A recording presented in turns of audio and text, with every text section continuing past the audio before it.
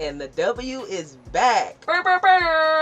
Okay, alright, the W has officially started its 30th season. Now, we did get to see the Tempo play the Mystics, and for some reason, they're still playing games at the exact same time. So those games played at the exact same time, and we're just going to have to do our best with that throughout the season. Also, something to watch out for this season will be the refs. They were going crazy in those first few games, but this will be our first real look at the teams as they're trying to win these games. So we got final rosters outside of injuries and replacements there. Speaking of that, the Valkyries did waive Kate Martin. Now, she is recovering from that quad injury. Depending on how bad it is, that could keep her out for up to 2 months. You know, they say that 6 to 8 week mark. And honestly, once you take the popularity out of it and how much we just love her as fans, it does kind of make sense. But you know, fingers crossed she's picked up on a development contract when she's back in action. Even with the Valkyries, I mean, they're making certain moves. They're still playing around with positions, considering a pregnancy, overseas play, injuries. So we could see her back in a Valkyries jersey, but hopefully she's picked up really anywhere in the league. The fans love her. But the Valkyries still won this game pretty dominantly, actually. The final score was 91 to 80, and really the Storm played that last 3 minutes like it was the championship game or the last game of the season, and it was just a little too late. The Valkyries really got them by like 20 points, but their highest scorer was Janelle Salon. She gave them 20 points on a 7 of 16 shooting night. 2 rebounds, she picked up an assist, but she was just making her shots, honestly. 5 threes, okay? And really, it was the entire team playing in that Valkyrie system. They were really shaking up the Storm, throwing multiple defenses at them like it was the playoffs or something. They were looking at a zone, a 1-3-1, a 2-3, a 3-2. It was crazy. And it was honestly enough to disrupt the Storm. And if no other notes come from watching the Storm play over the next couple of weeks, they need a true point guard. Now, Jade Melvin is the closest they have, but they're giving those starting minutes to Natisha Heidemann. And I love T, but she's a 2. And that's not really getting them out of tough situations, especially against a long athletic team like the Valkyries. Again, not only were they disrupting on defense, they were in their motion on offense. So you got the cuts, the curl off screens, and open 3-pointers. Their second leading scorer was Veronica Burton. I mean, just proving why she became a franchise staple. I know she wasn't at the top of the list at the beginning of last season, but by the end of it, she was a Valkyrie. They pretty much knew who they had in a point guard. Now, once they grabbed Gabby Williams, they did start filling out pieces, and now it does make me wonder why Tiffany Hayes was signed so late. But outside of that, you know, losing Kate Martin feels like they're losing the core of who that initial team is. But you can't say it hurt them, because past Veronica Burton, Kayla Thornton gave them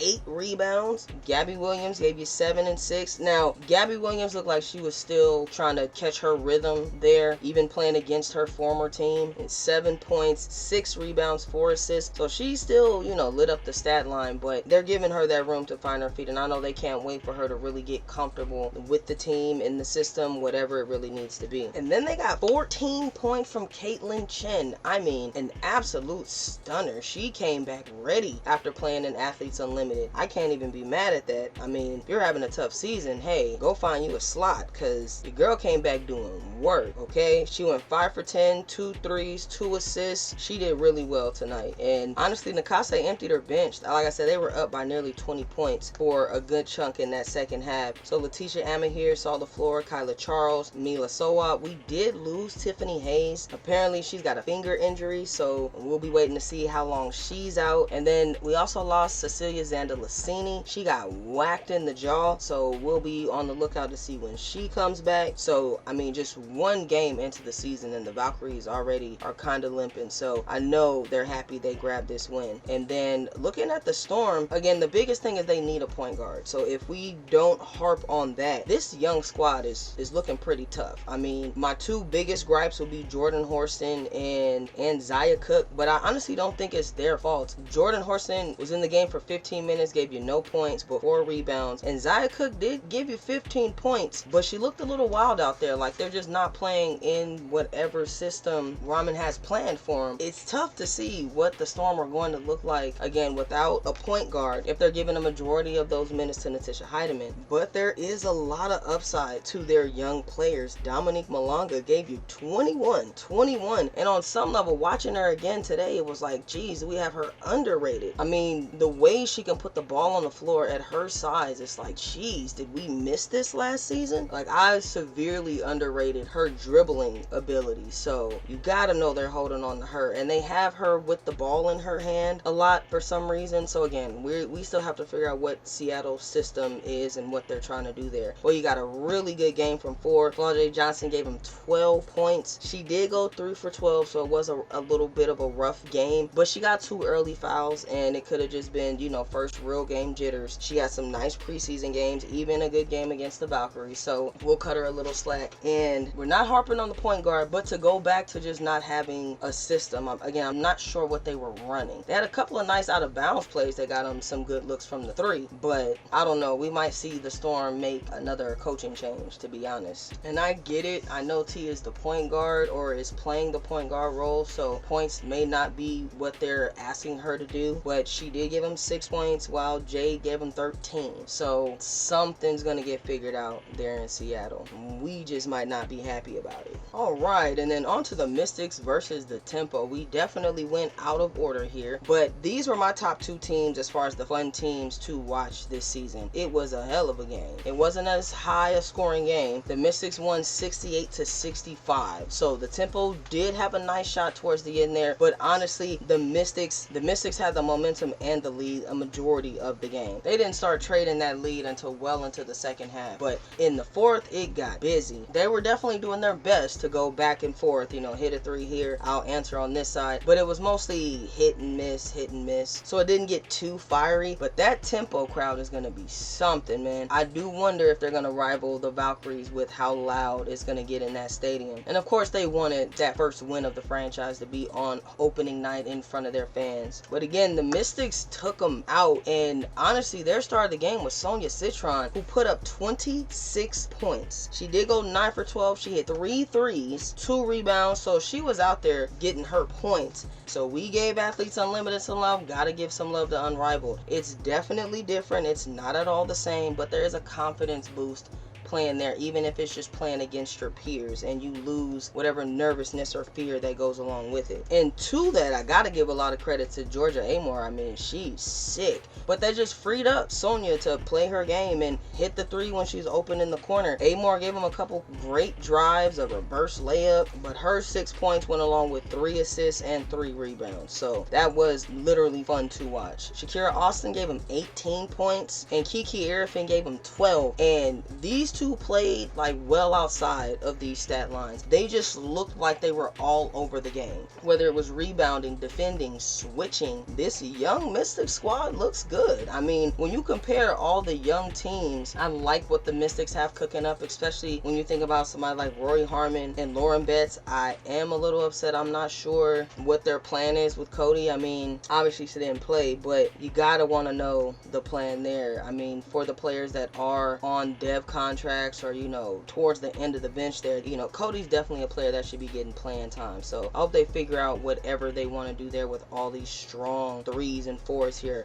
Kiki, Shakira Austin, Lauren Betts, and now you got Cody waiting in the wings. So it was actually pretty funny because the youngest players were just running this game. They didn't really get a lot of action from their bench. I mean, literally they played 20 minutes, 10 minutes here, but they literally got 4 points from their bench. So this was just your starting 5 showing out. It was like they were determined to ruin the Tempo's night. You know, it's their first night, opening night, and they said, no, we're coming in and getting the win. So couldn't be too mad at that. And then looking at the Tempo, they had an okay game. They just, I want to say they weren't making their shots, but there was also some defensive breakdowns for some reason. Again, this is supposed to be the veteran team, so it was a little bit surprising. The Mystics went 25 for 64. The Tempo went 17 for 63. So even losing by that 3 points, that should tell you how hard they tried to fight towards the end of the game and just couldn't get over that hump. But Marina Mayberry, the leading scorer in the game by 1 point, she scored 27 points for her team, 7 rebounds and 2 assists, and that's literally just 1 point over Citron, who had 26. So I mean, it was a good game. This was the tougher game to watch with the refs, all the little ticky-tacky fouls and then the non-calls. So that's the part that frustrates the fans and the players, and they're blowing the whistle so much with the idea that they're not going to let the game get chippy, and it did the exact opposite. Like, these girls were hot. Every little thing they heard a whistle. So like I said in the beginning, it's going to be interesting watching the season and how they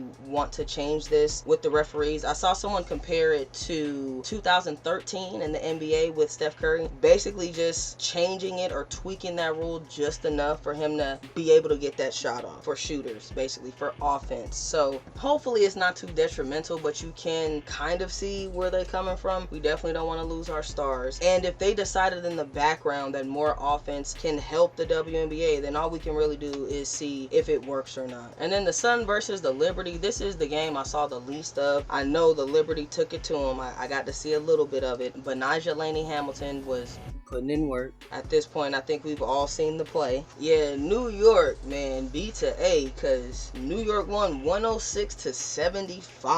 Breanna Stewart went off for 31 points in their season opener, so they were ready. But yeah, New York just got production from the entire team. You're starting 5, you got 12 from Van Loo off the bench. I'm glad she landed somewhere, okay? Valkyries fans were mad when she was waived there, and Sparks fans were mad as well, so I'm glad Van Loo landed. Gardner gave them 9 off the bench. I mean, the Liberty were just running this team, but for the most part, we know, Connecticut isn't going to be the best squad this year. They definitely have, some ballers, but this wasn't a squad that was built for a championship run. But you still got decent production from Diamond Miller. I'm excited that she's getting to play now after being drafted so high and then waived. Kind of like the expansion teams. Like, these are auditions for Houston, for the other teams in the league and the future expansion teams. I'm glad she's basically just going to be given some room to work. Brittany Griner is just going to have fun this year. She got 13 points. Who knows how many years she'll have left in the league, so I know she's just enjoying herself with this young team. Anissa Morrow has a bright future. Sanaya Rivers has a bright future. Kennedy Burke actually had a pretty good game. I actually saw the couple of shots she made. So Connecticut, you want to say they have some work to do, but this is their sunset season. So hopefully they're just having fun and the fans are having fun. It will be interesting to see if the W actually is able to reclaim that Houston Comets name though. So